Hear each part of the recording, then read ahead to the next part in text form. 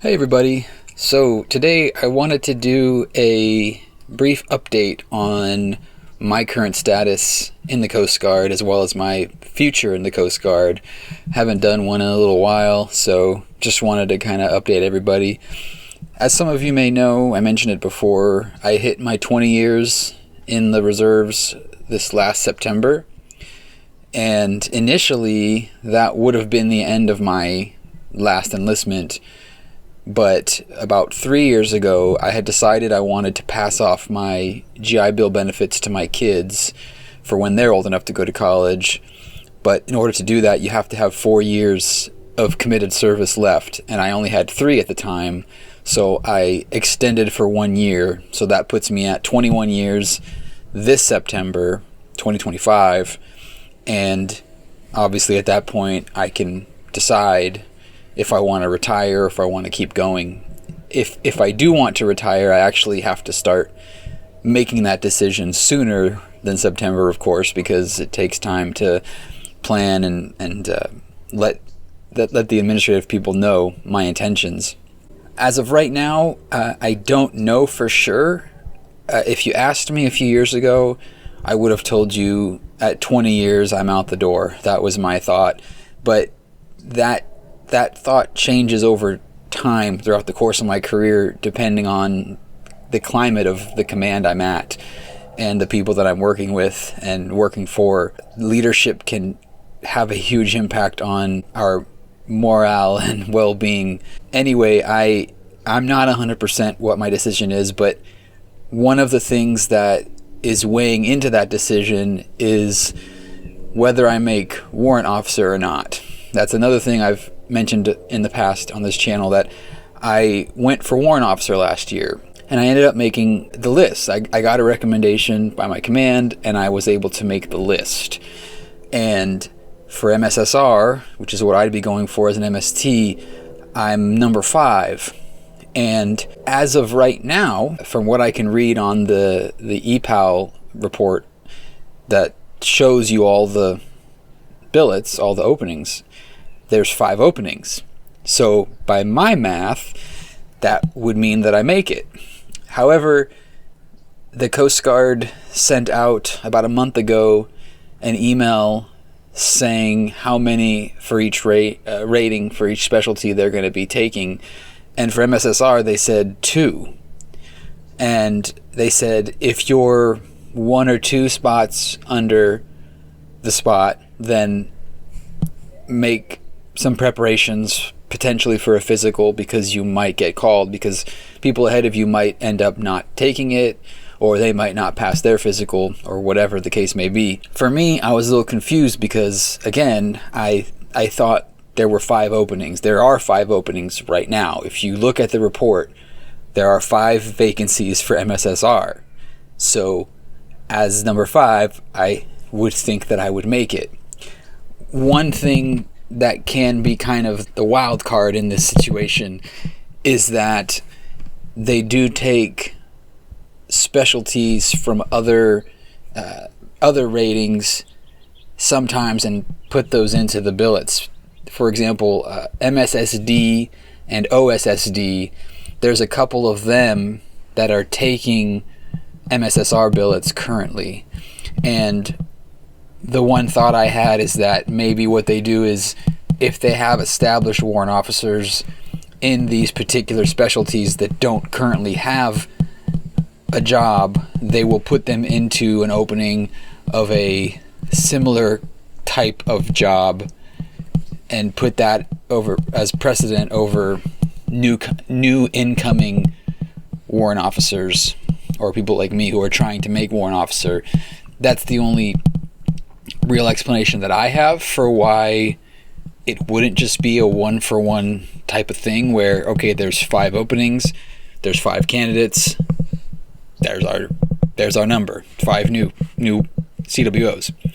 But outside of that, I don't know. I don't know the methodology of it, and I don't know what my chances are of them coming around later in the next 3, 4, or 5 months and saying, hey, we do have an opening, we do need you.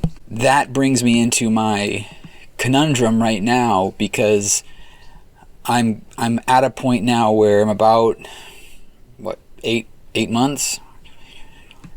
7 months, not even 8 months, until I hit the end of my enlistment. So I need to make that decision, and the problem is that's a factor in my decision that I don't know the answer to yet. So it would be nice if the Coast Guard was a little bit more clear in their methodology for how they do that. But anyway, outside of that, if I do decide to retire, regardless of making warrant or not, mentally I think if I kind of check that box and say, hey, I'm done, I don't think I'm gonna then want to come back if I'm 3-4 months into preparation for retirement, and then they come back and say, hey, we have an opening for you. And I don't want to wait. I don't want to wait 3 or 4 or 5 months holding out. So it's probably going to be one of those things where I'm going to eventually just have to make that decision, irrespective of the Coast Guard's decision to offer it to me or not. The next update, which is kind of a different thing, the Coast Guard Reserve is rolling out a new program that the Coast Guard active duty has been doing for a few years. I think it started back in 2018 or 2019. And essentially it is a senior enlisted advisory board for retention. So what they're doing is they're taking chiefs and above who are past retirement age, 20 years, and reviewing their fitness for duty for potential involuntary retirement if their services are deemed no longer in the best interest of the Coast Guard. So I got this email back in December, and I had never heard of this before, and it's because it turns out it's never been a thing in the reserves before. It just started. It's the inaugural rollout of it. But I saw the name, the title, and so I looked over the list to say, are there any names I recognize? And I specifically looked for MSTCs, because I'm an MSTC, and I'm like, well, maybe there's some MSTCs I know. And lo and behold, I see my name on there. And I go back and read the title, and I read the first paragraph, and I'm reading it like, oh, I'm going to be processed out of the Coast Guard. That's what this means. Wow, that's crazy. It's for chiefs and above with 20 to 21 years of service, or I believe it was 24 to 25, or 27 to 28, or 28 to 29. What it looks like is it's basically looking at people who just hit a milestone and are of a particular enlistment. So in my case, it's just hitting the 20 years, but then 4 years later, if you do a 4-year enlistment, 24, 25, etc. So it's a little bit arbitrary, the selection for it. It's not based on any specific action of the member. So when I read that, then that kind of gave me pause, like, well, that's kind of random. Like, what, they're just gonna pick people from specific years in their career and just kick them out. And of course, even if I chose to retire this year on my own, it would leave a bad taste in my mouth to find out I was being involuntarily retired by a service I'd given 20 years of my life to. But when I read further into it, I started to realize that it's not saying everybody on this list is going to get processed out. What we are doing is we're being put on a panel that's reviewing our career, I think, actually in February, and deciding if, based on whatever they're reading, if it would be in the best interest of the Coast Guard for us to be involuntarily retired. Kind of a scary thought, but there's not a lot of standard written down to explain what exactly they're looking for. So it is a little bit mysterious and almost random, arbitrary, it feels like.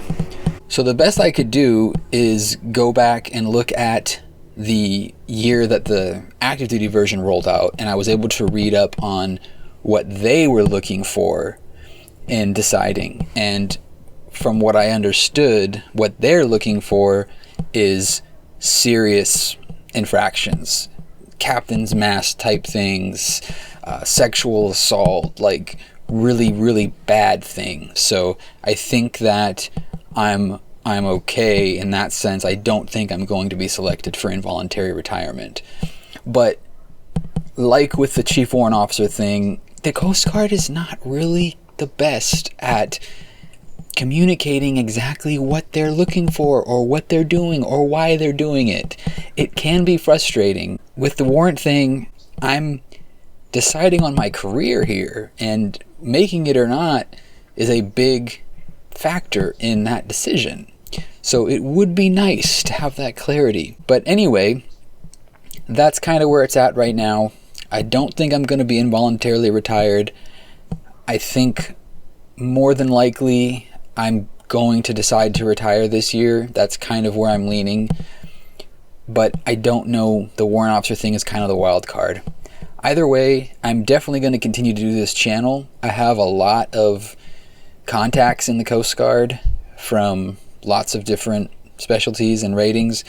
And if anything, when I do retire, I might even be better on this channel of being able to update you all on things and answer especially specific rating questions that I would really like to get other ratings on here and have conversations with them to answer questions for you guys. And if I was retired from the Coast Guard, it might actually be easier for me to do that, because I would be able to just focus that. Like when I'm thinking Coast Guard stuff, it's purely in the context of this channel and that's it. Whereas right now I'm still a drilling reservist, and so I have responsibilities there that obviously take up a lot of my headspace. So either way, I'm definitely going to keep this channel going, and I'm going to keep trying to be a source for everybody who's thinking about whether or not they want to join the Coast Guard. But anyway, as I said, that's kind of the update for right now. And I thank you all for continuing to be here. And like I said, I'm going to keep trying to provide helpful information for you all. So until next time, I hope you guys all have a great day. Thanks.